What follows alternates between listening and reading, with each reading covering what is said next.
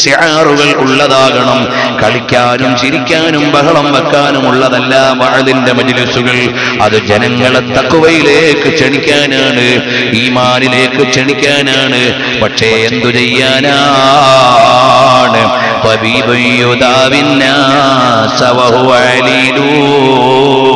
ഇന്ന് വഅദ് പറയുന്ന സാധുക്കളായ ഞങ്ങൾ രോഗികളായി പോയി.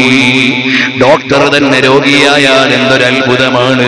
നമ്മുടെ മുൻഗാമികൾ വഅദ് പറഞ്ഞപ്പോൾ നമ്മൾക്ക് ഈമാൻ വർദ്ധിച്ചിട്ടുണ്ട്. തഴവാ ഉസ്താദൊക്കെ വഅദ് പറയുന്ന സദസ്സിൽ ഒരുപാട് ആളുകൾക്ക് അമലുകൾ ചെയ്യാനുള്ള താല്പര്യം വർദ്ധിച്ചിട്ടുണ്ട്. കാരണം അവിടുന്ന് വലിയ ഇൽമിന്റെ ഉടമയായിരുന്നു, വലിയ സ്വലാഹിയത്തിന്റെ ഉടമയായിരുന്നു. അതാണ് നമുക്കവരെ കുറിച്ച് അറിയുന്ന അറിവുകളെല്ലാം.